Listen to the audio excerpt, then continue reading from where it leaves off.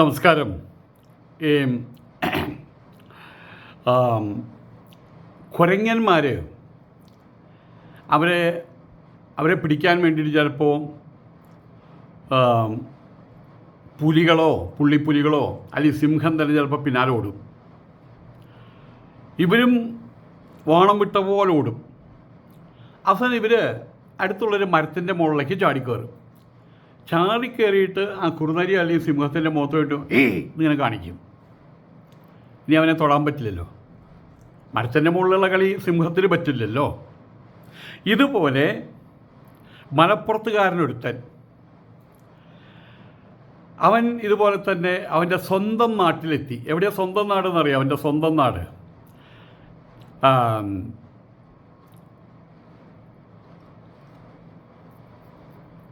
Saudi Arabia. ഇവിടെ പല മുസ്ലിങ്ങൾക്ക് അങ്ങനെ ഒരു ധാരണയുണ്ട്. ഭാരതം ഹിന്ദുസ്ഥാനം അവിടെ ഇങ്ങനെ പിറന്നു പോയത് ഞങ്ങളുടെ ഏതോ പൂർവ്വജന്മത്തിൽ ചെയ്ത തെറ്റുകൊണ്ടാണ് ഇങ്ങനെയുള്ള നശിച്ച ഭാരതത്തിൽ വന്ന് പിറന്നു പോയത്. ഇനിയൊരു ജന്മമുണ്ടെങ്കിൽ സൗദി അറേബ്യയിൽ കൊണ്ട് പറപ്പിക്കണമേ എന്ന് കരുതുന്ന ആളുകൾ ആദ്യമേ തന്നെ പറഞ്ഞോട്ടെ, സൗദി അറേബ്യ മുസ്ലിം രാജ്യമല്ല. സൗദി അറേബ്യ മുസ്ലിങ്ങളുടെ രാജ്യമല്ല. സൗദി അറേബ്യ സൗദിക്കാരുടെ രാജ്യമാണ്. ആണോ അല്ലയോ? സൗദി അറേബ്യയിൽ പോയിട്ടൊരു ബംഗ്ലാദേശിക്ക് മുസ്ലിമാണോ എന്ന് വെച്ചാൽ വിസ കൊടുക്കണതിന് വിസയിലാണ് ഞങ്ങൾക്ക് പ്രവേശിക്കാൻ പറ്റൂ.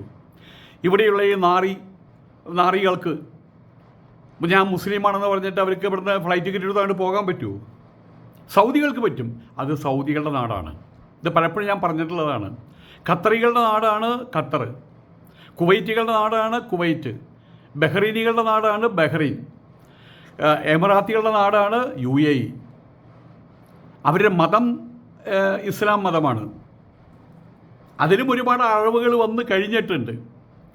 ഖുറാനിൽ ഇവിടുത്തെ തലയെക്കെട്ടുകാർ പറഞ്ഞ പോലെ അങ്ങോട്ട് നോക്കാൻ പാടില്ല, ഇങ്ങോട്ട് നോക്കാൻ പാടില്ല, മറ്റേ കുഴൽക്കിണറിനകത്ത് പെട്ടുപോയ ഒരാളെ പോലെ അങ്ങോട്ടും പറ്റില്ല ഇങ്ങോട്ടും പറ്റില്ല, തിരികൂത മർദ്ദപ്പുണ്ണ് അനങ്ങരുത്, പെണ്ണുങ്ങൾ ചാക്കുപൂടി അപ്പിക്കുപ്പായിട്ട് നടക്കണം, ആണുങ്ങൾ താടി വളർത്താൻ മീശ വളർത്താൻ പാടില്ല, ഒരുപാട് തെണ്ടിത്തരങ്ങൾ. ഇതൊക്കെ നമ്മൾ കാണുന്ന കാലത്തിനനുസരിച്ച് ഇവർ മുന്നോട്ട് പോകുന്നില്ല. കാലത്തിൽ നിന്ന് ആളുകളെ പുറകോട്ട് പിടിച്ചു വലിക്കുകയാണ് ചെയ്യുന്നത്. പക്ഷേ സൗദി ഇപ്പം അങ്ങനെയൊന്നുമല്ല. അവരൊക്കെ നല്ല രീതിയിൽ മാറിക്കഴിഞ്ഞു. അവിടെ മലപ്പുറം കൊണ്ടോട്ടിക്കാരൻ ഐക്കരപ്പടി പൂച്ചൽ സ്വദേശി അണിയമ്പള്ളിൽ പി അനന്തനാരായണൻ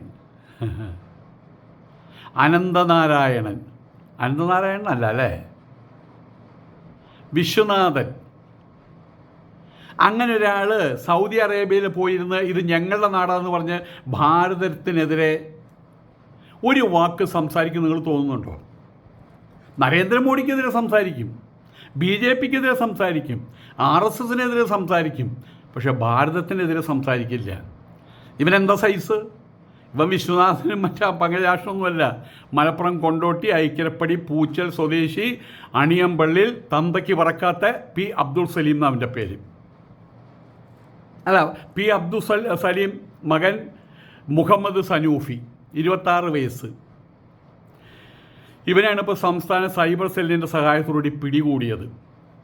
വിദേശത്തിരുന്നു കൊണ്ട് അവൻ നമ്മളുടെ പഹൽഗാം കൂട്ടക്കൊലയുണ്ടായി, പഹൽഗാം ഭീകരാക്രമണം ഉണ്ടായി. ആ ഭീകരാക്രമണത്തിൽ ഒരുപാട് നിരപരാധികൾ, നമ്മുടെ മിലിറ്ററിക്കാരും ഇപ്പോൾ ഇന്ത്യ പാകിസ്ഥാൻ യുദ്ധം ഉണ്ടായിരുന്നിരിക്കട്ടെ, അതിൽ നമ്മുടെ കുറേ മിലിറ്ററിക്കാർ മരിച്ചു എന്നിരിക്കട്ടെ, അതിൻ്റെ പേരിലല്ല, നിരപരാധികളായിട്ടുള്ള ആളുകൾ പഹൽഗാമിൽ അവർ വന്ന് അവിടെ പഹൽഗാമിൽ ഞാൻ പോയിട്ടുണ്ട്. അവിടെ പോയി കഴിഞ്ഞാൽ സ്വിറ്റ്സർലാൻഡ് എന്നാ തോന്നുള്ളൂ. അതൊരിക്കൽ പോലും ഇന്ത്യ ആണെന്ന് തന്നെ തോന്നുക. സ്വിറ്റ്സർലാൻഡോ നോർവേയിലെ തണുപ്പ് കാലത്തേക്കുള്ള നോർവേ എങ്ങനെയാണ് നമുക്ക് അതുപോലെ തോന്നുക. ചിത്രം വരച്ചു വെച്ച പോലെയാണ് പഹൽഗാം. ഞാൻ വളരെ കാലങ്ങൾക്ക് മുമ്പ് പോയിട്ടുള്ളതാണ് അവിടെ. അപ്പോൾ അവിടെ കൂടിയിരിക്കുന്ന പാവങ്ങളായിട്ടുള്ള കുറേ ആൾക്കാരെ വെറുതെ കിടുകിടുകിടുന്നതിനെ വെടിവെച്ചു പോകും. അതാണ് അവിടെ ഉണ്ടായ സംഭവം. അതിൽ ഓരോരുത്തരെ പിടിച്ചുകൊണ്ടിരിക്കുകയാണ്. ആ ഭീകരാക്രമണത്തിൽ വീരമൃത്യു വരിച്ച എറണാകുളം സ്വദേശിയുടെ മകള്, ആ കുട്ടി പങ്കുവെച്ച വീഡിയോയുടെ താഴെ ഈ തന്തയ്ക്കും തള്ളയ്ക്കും പിറക്കാത്ത ഈ കാഫർ ഇവനേക്കും സത്യം പറഞ്ഞു കഴിഞ്ഞാലുണ്ടല്ലോ മറ്റേ ഇവനേക്കും ശരിക്കും പണ്ട് ഈ ഡ്രാക്കുള എന്ന് പറഞ്ഞൊരു ഡ്രാക്കുളയുടെ കഥാപാത്രത്തെ ഉണ്ടാക്കി വെച്ചത് ഒരു രാജാവിൻ്റെ പേരിലാണ്. യൂറോപ്പിലായിരുന്നു അദ്ദേഹത്തിൻ്റെ പ്രധാനപ്പെട്ട ശിക്ഷ ആസനത്തിൽ കൂടെ ഒരു കുന്തം കയറ്റി വായിൽ കൂടെ പുറത്തേക്ക് അടിച്ച് കയറ്റിയിട്ട് എവിടെയും കെട്ടി തൂക്കിയിടും. ആ കൊന്നാ പോരെ, അയാൾ അവിടെ രക്തം വാർന്ന് ഇതുപോലെയല്ലേ ഇവനെ ചെയ്യണ്ടേ? അത് സൗദി അറേബ്യ ഇവൻ്റെ തന്തയുടെയോ തള്ളയുടെയോ വകയാണോ? അത് ഇവൻ്റെ ഭാര്യയും അമ്മയോടെ കൊണ്ട് മറ്റേ പരിപാടി കൊടുത്തു കഴിഞ്ഞപ്പോഴേക്കും അവൻ്റെ നാടായി കഴിഞ്ഞോ സൗദി അറേബ്യ? ജനനി ജന്മഭൂമിശ്ച സ്വർഗാദപിഗരീയസി. നമ്മളെവിടെ പോയി കഴിഞ്ഞാലും അവിടെ ഏത് പൊസിഷനിലായി കഴിഞ്ഞാലും ഇപ്പം ഞാൻ ഓർമ്മിക്കുന്നത് വാസ്തവത്തിൽ നമ്മളുടെ നമുക്കെല്ലാവർക്കും പ്രിയങ്കരനായിട്ടുള്ള യൂസഫ് അലി സാഹിബിനെയാണ്. 2 മാസം കൂടുമ്പോൾ അവിടെ അങ്ങേർക്ക് ഒരു ദിവസം എന്ന് പറഞ്ഞു കഴിഞ്ഞാൽ വളരെ വിലപ്പെട്ടതാണ്. നമ്മുടെ ഒരു ദിവസം എന്ന് പറഞ്ഞു കഴിഞ്ഞാൽ മേറി വന്നാൽ ഒരു കൂലിപ്പണിക്കാരനാണെങ്കിൽ 1000 രൂപയുടെ വിലയുള്ളൂ. അങ്ങനെ സ്ഥിതി അതല്ല. മാത്രമല്ല അങ്ങേരുടെ സ്വന്തം കാര്യമല്ല, അവിടെ 10-60,000 പേര് ജോലിയുണ്ട്. എങ്കിലും 2 മാസം കൂടുമ്പോൾ സ്വന്തം നാട്ടിൽ വരും. എന്നിട്ട് വേണം മുണ്ടും ഷർട്ടും ഇട്ട് ആ പാവം മനുഷ്യൻ, അവിടെ വാഹനങ്ങളൊന്നുമില്ല മനുഷ്യന്, എന്നിട്ട് ആ വഴികളോ മേലെ എടുത്താൽ പോകണം. ബഷീരെ അവിടെ നിർത്തണം, എന്നെ അവിടെ കൊണ്ടുവിട്. ആ സ്കൂട്ടറുമ സഞ്ചരിക്കുന്നു. എന്തിനാണെന്നറിയാമോ? തൻ്റെ കാല് ഇപ്പോഴും താൻ തൊട്ടു നിൽക്കുന്നത് ആ സ്ഥലത്തെ ആദരിക്കാൻ, അതിനെ വീണ്ടും അതിനുള്ള സ്നേഹം വീണ്ടും ഊട്ടി ഉറപ്പിക്കാൻ. തൻ്റെ വാപ്പയുടെയും ഉമ്മയുടെയും സ്ഥലം. അദ്ദേഹത്തിൻ്റെ സ്ഥിതി എന്താണ്? ഇപ്പം അദ്ദേഹത്തിനൊരു പൗരത്വം വേണമെങ്കിൽ കിട്ടില്ലേ? കൊടുക്കാമെന്ന് പറഞ്ഞതല്ലേ, എന്താ വാങ്ങിക്കാതെ? ഞാൻ യൂസഫ് അലിയുടെ കാര്യം മാത്രമല്ല പറയണത്, അങ്ങനെ പലരും. അതിന് കാരണം എന്താണെന്ന് വെച്ചാൽ ജനനീ ജന്മഭൂമി ഛ സ്വർഗാത് അഭി ഗരീയസി. ഗംഭീരതരമാണ് ഗരീയസി. ഏതൊക്കെ? അമ്മയും ജനനിയും ജന്മഭൂമിയും. അതറിയാത്തവനാണ് ഇവനവിടെ സൗദി അറേബ്യയിൽ ചെന്ന ഇവറ്റകളെയും കാണിക്കുന്ന കാട്ടായും ഞാൻ കണ്ടിട്ടുണ്ട്. അവിടെ നിന്ന് 5 നേരം നിസ്കാരം എന്നുള്ളത് 10 നേരമാക്കി കിട്ടാൻ അവൻ പ്രാർത്ഥിക്കുകയാണ്. അവിടെയുള്ള ആൾക്കാർക്ക് മനസ്സിലായിട്ടുണ്ട്. അവർ വല്ലാതെ പോയി പള്ളിയിൽ പോയി നിസ്കാരം കഴിഞ്ഞ് പിന്നെയും ഒരു 5 മിനിറ്റ് വന്ന് തരുമ്പോൾ നീ വളരെ നല്ല ഭക്തനാണ് കേട്ടോ. അങ്ങനെ പലയിടത്തും ഉണ്ടായിട്ടുണ്ട്. നീ നല്ല ഭക്തനാണ്, അതുകൊണ്ട് നീ ഒരു കാര്യം ചെയ്തോ, നാട്ടിലേക്ക് പോയിക്കോ, ഫുൾ ടൈം ഭക്തിയിലാണ്ട് മുഴുകിക്കോ. ഇതാ നിൻ്റെ അങ്ങോട്ടുള്ള ടിക്കറ്റും പാസ്പോർട്ടും വിസയ്ക്ക് തിരിച്ചു പോകാനുള്ളത്.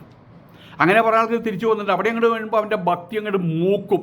അവൻ്റെ സകല ഗുദദ്വാരത്തിൽ കൂടിയും അവൻ്റെ മൂത്രദ്വാരത്തിൽ കൂടി ഇങ്ങനെ ഭക്തിയാണ് ഒഴുകുക. മലം ഭക്തിയുടെ രൂപത്തിലാണ് ഒഴുകുക. അവനങ്ങോട്ട് എന്താ പറയുക, ഏത് നിമിഷത്തിലും അവൻ അള്ളാഹുവിൻ്റെ അടിമയായിട്ട്. ഇവിടെ വന്നാലത്തെ സ്ഥിതി എന്താ? ഇവിടെ വന്നാൽ കമ്മ്യൂണിസ്റ്റുകാരനാ, കോൺഗ്രസ്സുകാരനാ, നിരീശ്വരവാദിയാ.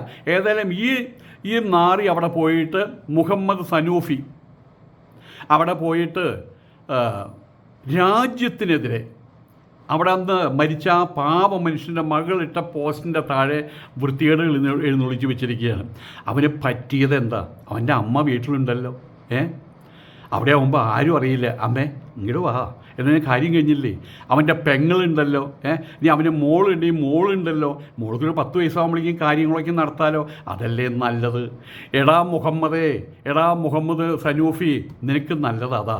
ആ ഒരു നല്ല കാര്യം നീ എത്ര പ്രാവശ്യം അനുഷ്ഠിച്ചിട്ടുണ്ട് എന്നുള്ള കാര്യം പോലും ഇനി അത് ആ വീട്ടുകാരോട് ചോദിച്ചാൽ അറിയാൻ പറ്റുള്ളൂ. 1 വർഷത്തിന് ശേഷം സൗദി അറേബ്യയിൽ നിന്ന് ഇപ്പോൾ അവൻ കരിപ്പൂര് അന്താരാഷ്ട്ര വിമാനത്താവളത്തിൽ, എടാ നായിൻ്റെ മോനെ, നീ എന്തിനാടാ ഭാരതത്തിലേക്ക് വന്നത്? നിൻ്റെ നാട് സൗദി അല്ലേടാ, നിൻ്റെ നാട് സൗദി അല്ലേടാ, ഞങ്ങളുടെ നാട് സൗദി അല്ലേടാ. അതല്ലേടാ നിൻ്റെ ചിന്ത? ഇത് അന്യനാടല്ലേടാ. നിനക്ക് അവിടെ അങ്ങോട്ട് പണ്ടാരടങ്ങായിരുന്നില്ലേ? നിനക്ക് അവിടെ തന്നെ അങ്ങോട്ട് കഴിഞ്ഞുകൂടായിരുന്നില്ലേ? വിദേശത്തിരുന്നു കൊണ്ട് അവനത് വിദേശമാണെന്ന് മറന്നു. ഏതായാലും 1 വർഷം കഴിഞ്ഞപ്പോൾ സൗദി അറേബ്യയിൽ വിസ കഴിഞ്ഞാൽ അവിടെ പിന്നെ ഒന്നിലെ പുറത്തു പോകാം, അല്ലെങ്കിൽ അകത്ത് പോകാം. സൗദി അറേബ്യയിലത്തെ സ്ഥിതി ഏതാണ്? ഒന്നിലെ പണ്ടെന്നൊക്കെയും പറഞ്ഞാൽ അറിയില്ല എത്ര ആളവിടെ വന്നു, എത്ര ആളവിടെ പോകാതിരിക്കുന്നുണ്ട്. അതൊക്കെ ഇന്ന് ഈ ആൾക്കാർ ടൈപ്പ് റൈറ്റിംഗ് മെഷീനിൽ അടിച്ചിട്ട് വേണ്ടേ അറിയാൻ. ഇപ്പം അതല്ല സ്ഥിതി. അവിടെ ചെന്ന് പാസ്പോർട്ട് തിരിച്ചു വരാൻ വേണ്ടിയിട്ടുള്ള പാസ്പോർട്ട് അവിടെ വെച്ച് നോക്കുമ്പോൾ അവിടെ ബെല്ലടിക്കും. പിപ്പി സംഭവം എന്താ? ഇവനെ വിടരുത്, ഇവനോട് പ്രശ്നം ഉണ്ടാക്കിയിട്ടുണ്ട്. അവർ അങ്ങോട്ട് ചെല്ലുമ്പോഴതെ എപ്പോഴെങ്കിലും അവനെ അവിടെ നിന്ന് കടത്തി വിട്ടൊരാൾ അവിടെ ചെല്ലുമ്പോൾ ആ പാസ്പോർട്ടും കൊണ്ട് അവിടെ വെക്കുമ്പോൾ വിസയ്ക്ക് അപ്ലൈ ചെയ്യുമ്പോൾ പോലും അതെ P B B P B B. കാരണം എന്താ, അതിൻ്റെ സകല ഡീറ്റെയിലും അവൻ്റെ കണ്ണിൻ്റെയും മൂക്കിൻ്റെയും കാലിൻ്റെയും അവൻ്റെ ഓരോ രോമകൂപത്തിൻ്റെയും ഡീറ്റെയിൽ അവിടെ കിട്ടിയിട്ടുണ്ടായിരിക്കും. അങ്ങോട്ട് കടക്കാൻ പറ്റില്ല. ഇവനത് മനസ്സിലാക്കണ്ടേ. ഏതായാലും ഒരു വർഷത്തിന് ശേഷം ഈ തെമ്മാടി സൗദി അറേബ്യയിൽ നിന്ന് തൂക്കി അവനെ പുറത്തെടുത്തു. എന്നിട്ട് സ്വന്തം നാട്ടിലേക്ക് വന്നിരിക്കുക. ഏതാണ്ടാ നിൻ്റെ സ്വന്തം നാട്? എടാ മുഹമ്മദ് സനൂഫി, ഏതാണ്ടാ നിൻ്റെ സ്വന്തം നാട്? ഒന്ന് പറഞ്ഞേ നീ, ഒന്ന് ഉറക്കെ പറഞ്ഞേ നീ. ഏതായാലും ഇവിടെ വന്ന് അന്താരാഷ്ട്ര വിമാനത്താവളത്തിലെ കാലിങ്ങനെ എടുത്തു വെച്ചു, കൈമ വിലങ്ങും വീണു. ജമ്മു കാശ്മീരിലെ പഹൽഗാം പാക് ഭീകരാക്രമണത്തിൽ ജീവൻ നഷ്ടമായിട്ടുള്ള എടപ്പള്ളി സ്വദേശി എൻ രാമചന്ദ്രൻ, അദ്ദേഹത്തിൻ്റെ വിയോഗത്തിന് പിന്നാലെ അദ്ദേഹത്തിൻ്റെ മകൾ, ആ കുട്ടി കുറച്ചുകൂടി പഠിപ്പും വിദ്യാഭ്യാസം കാര്യങ്ങളൊക്കെ ഉള്ളതാണ്. അച്ഛൻ്റെ മരണത്തിന് അവിടെ നിന്ന് കരഞ്ഞ് മറ്റേ കണ്ണ് കലക്കി അതല്ല ചെയ്യുന്നത്. ഇനി അങ്ങനെ സംഭവം ഉണ്ടാകാതിരിക്കാൻ വേണ്ടി തന്നെക്കൊണ്ട് എന്ത് ചെയ്യാൻ കഴിയുമോ ആ രീതിയിലുള്ള പ്രവർത്തനങ്ങളിൽ ഏർപ്പെട്ടിരിക്കുകയാണ് ആ പെൺകുട്ടി. വിദ്യാസമ്പന്നയാണ്, മറ്റുള്ളവരെക്കാൾ ഉയർന്ന് ചിന്തിക്കുകയാണ്, വെറുതെ കരഞ്ഞു തീർക്കുകയല്ല ചെയ്യുന്നത് ആ കുട്ടി. അപ്പോൾ ഏതായാലും എടപ്പള്ളി സ്വദേശി എൻ രാമചന്ദ്രൻ്റെ വിയോഗം, അങ്ങനെ വെടിയേറ്റ് മരിക്കാനുണ്ടായത്. പേര് ചോദിച്ചു വെടിവെച്ചു, അതാണ്ടായുള്ളൂ. വല്ല കുറ്റം ചെയ്തിട്ടുണ്ടോ? അങ്ങനെ അദ്ദേഹത്തിൻ്റെ ഓർമ്മകൾ പങ്കുവച്ച മകൾ ആരതിയുടെ വീഡിയോയ്ക്ക് താഴെയാണ് ഈ തന്തയ്ക്ക് പറക്കാത്തവൻ മുഹമ്മദ് സനൂഫ് പ്രകോപനപരമായിട്ടുള്ള കമൻ്റ് ഇട്ടത്.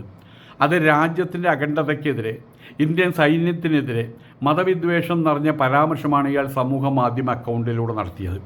ഇങ്ങനെയുള്ള നടത്തുന്ന ഈ വക നാറികൾക്ക് ഇവിടുത്തെ തലയെക്കെട്ടുകാർ തമ്മാടികൾ, ഇവിടെ കുറേ ഉസ്താദുമാരുണ്ടല്ലോ, തലയെക്കെട്ടുകാരുണ്ടല്ലോ, ആ സമസ്തയും ഈ സമസ്തയും തല്ലുകൂടുന്ന സമസ്തയും പാണക്കാടും കോപ്പന്മാരൊക്കെ ഇവിടെ ഉണ്ടല്ലോ. അവരൊന്നും മിണ്ടില്ല. അവർക്ക് മിണ്ടാൻ പോകുന്നില്ല. കാരണം ഭാരതാംബ, ആ ഭാരതാംബയുടെ ഒരു ചിത്രം വെച്ച ഒരാൾ അയാളുടെ മുഖത്തെ കാർക്കിച്ച് തുപ്പിക്കഴിഞ്ഞാൽ ഇവരുമിണ്ടില്ല. അവർക്ക് സന്തോഷം.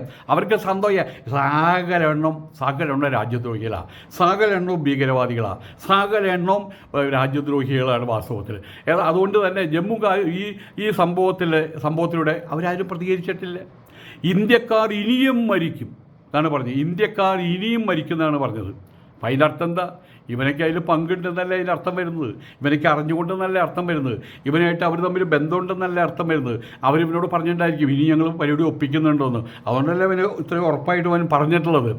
ആ തരത്തിലുള്ള വിദ്വേഷവും പ്രകോപനപരമായിട്ടുള്ള പരാമർശമാണ് ഇയാൾ ഈ സമൂഹ മാധ്യമത്തിലെ അക്കൗണ്ടിലൂടെ നടത്തിയത്. പ്രതിയുടെ ഫോൺ നമ്പർ, മറ്റ് ഡിജിറ്റൽ ഉപകരണങ്ങൾ എല്ലാം പോലീസ് പിടിച്ചെടുത്തിട്ടുണ്ട്. അപ്പോൾ അതിനകത്ത് എല്ലാ സാധനങ്ങളും കിട്ടും. പണ്ടത്തെ പോലെ എല്ലാ കാര്യങ്ങൾ. ഞാൻ മണ്ണാർക്കാടിൻ്റെ ഒരു സംഭവം ഞാൻ പറഞ്ഞു നിങ്ങളോട്. അവിടെ എൻ്റെ ഒരു സുഹൃത്ത് മോഹനനുണ്ട്. അദ്ദേഹം ഒരിക്കൽ അവിടെ ഒരു കമ്പ്യൂട്ടർ ഷോപ്പ് നടത്തിയിരുന്നു. അതിൻ്റെ മൂലയ്ക്ക് പണ്ട് IST എന്നൊക്കെയും പറഞ്ഞ്, ലോക്കൽ STD എന്നൊക്കെയും പറഞ്ഞ് മറ്റേ ഫോൺ ബൂത്ത് ഉണ്ടായിരുന്നല്ലോ. അങ്ങനെ ഫോൺ ബൂത്ത് ഉണ്ടായിരുന്നു. ഏതൊരു അമ്മച്ചി അവിടെ വന്ന് ആ ഫോൺ ബൂത്തിൽ നിന്ന് കിടി നടുകട് കറക്കി അത് കുത്തി. അത് കഴിഞ്ഞ് അവർ പോവുകയും ചെയ്തു. അത് കഴിഞ്ഞ് ഈ മോഹനോട് മോനെ കിട്ടുന്നില്ലല്ലോ, എവിടേക്കോ കീ എന്ന് പറഞ്ഞ് ഫോൺ പോകണ്ട, എൻ്റെ മോനെ കിട്ടുന്നില്ല, അവർക്ക് ഗൾഫിലേക്കാണ് വിളിക്കണ്ടേ. അങ്ങനെ ചെന്ന് അപ്പം നമ്പർ നോക്കി മോനെ വിളിച്ച് സംസാരിച്ച് മോനെ സുഖമല്ലെന്ന് ചോദിച്ചാൽ അവർ വീട്ടിലേക്ക് പോയി. 1/2 മണിക്കൂർ കഴിഞ്ഞില്ല, കേന്ദ്ര സർക്കാരിൽ നിന്നുള്ള ഏതൊക്കെയാണ് CIDയോ CBCIDയോ മറ്റേ NI, അന്ന് NI ഉണ്ടോ അറിയില്ല, എല്ലാവരും ഫോൺ. അപ്പോഴേക്കും ഇവിടുത്തെ ലോക്കൽ പോലീസ് എത്തി, അപ്പുറത്ത് മറ്റേ പാലക്കാട് നിന്നുള്ള പോലീസ് എത്തി. ആരാണ് ഈ ഫോൺ ചെയ്തത്? കാരണം ഈ ഫോൺ പോയത് ആ പാവം സ്ത്രീ അവിടെ ഇവിടെ കുത്തിയിട്ട് ഫോൺ പോയത് അഫ്ഗാനിസ്ഥാനിലേക്കാണ്. അഫ്ഗാനിസ്ഥാനിൽ ഈ ഫോൺ നേരിട്ട് പോകില്ല. അങ്ങനെ പല കൺട്രികളുടെ ഫോണുകളും നേരിട്ട് പോകുന്നത് ഡൽഹിയിലേക്കാണ് പോവുക. അവരവിടെ വീക്ഷിക്കും ആരാണ് ഈ അഫ്ഗാനിസ്ഥാനിലേക്ക് ഫോൺ ചെയ്യാൻ ശ്രമിക്കുന്നത്. ആ സ്ത്രീയുടെ വീട്ടിൽ അവിടെ ചെന്ന് പോലീസുകാരെ അതൊന്നിനും അറിയാത്തൊരു പാവം സ്ത്രീ. എങ്കിലും അവരുടെ ബാക്ക്ഗ്രൗണ്ട്, മകൻ എവിടെയാണ്, മകൻ്റെ ഫോൺ നമ്പർ എന്നാണ്, എത്തിയാദ്യ കാര്യങ്ങൾ മുഴുവൻ വെച്ച് അവരെല്ലാം പറഞ്ഞ് അമ്മൂമ്മ വിഷമിക്കണ്ട കേട്ടോ, ഞങ്ങൾ എൻക്വയറി ആയിട്ട് വന്നതാണ്. എന്തിനു പറയണു? ഇതാണ് ഇന്നത്തെ സ്ഥിതി. ഇന്നിപ്പോൾ രഹസ്യങ്ങൾ കാത്തു സൂക്ഷിക്കാൻ കഴിയില്ല. ഇത് ഈ തൂറിക്ക് അറിയില്ല. അവൻ അവിടെ ഇരുന്നിട്ട് കാര്യങ്ങൾ ഒപ്പിച്ചതിന് ശേഷം വീണ്ടും ഹായ് എന്ന് പറഞ്ഞിട്ട് തിരിച്ചു വന്നിരിക്കുക. ആ സ്പോട്ടിൽ വെച്ച് അവൻ്റെ പണി തീർത്തു. ഏതായാലും അവൻ്റെ ഇനി തൊലി ഒരിക്കുന്ന കാര്യത്തിൽ സംശയമില്ല. കാരണം അവൻ ചെയ്തിട്ടുള്ള രാജ്യദ്രോഹ കുറ്റാണ്. അല്ലാതെ അവൻ ആൾക്കാരെ പറ്റിച്ചു, ബാങ്ക് റോബറി നടത്തി, അല്ലെങ്കിൽ കളവ് നടത്തി, അല്ലെങ്കിൽ ആളുടെ മൂക്കിടിച്ച് പരത്തി, അതല്ല അവൻ നടത്തിയിട്ടുള്ളത്. രാജ്യദ്രോഹമാണ് അവൻ നടത്തിയത്. ഇവറ്റകളൊക്കെയും ഇവിടെ നിന്ന് അങ്ങോട്ട് വിട്ട് ദുബായിലെത്തി അല്ലെങ്കിൽ സൗദിയിൽ എത്തിക്കഴിഞ്ഞാൽ സ്വന്തം നാട്ടിലെത്തി. ഇവിടുന്ന് പോകുന്ന സ്ത്രീകൾ വരെ അങ്ങനെയാണ്. അവിടെ അങ്ങോട്ട് കാല് കുത്തിക്കഴിഞ്ഞാൽ ആ നശിച്ച ഇന്ത്യയിൽ നിന്ന് ഞങ്ങൾക്ക് 2 മാസമെങ്കിലും ഞങ്ങളുടെ പുണ്യഭൂമിയിലേക്ക് എത്താൻ പറ്റുമല്ലോ. നിങ്ങളുടെ പുണ്യഭൂമി മക്കയൊന്നുമല്ല, നിങ്ങളുടെ പുണ്യഭൂമി ജെറുസലേമുമല്ല.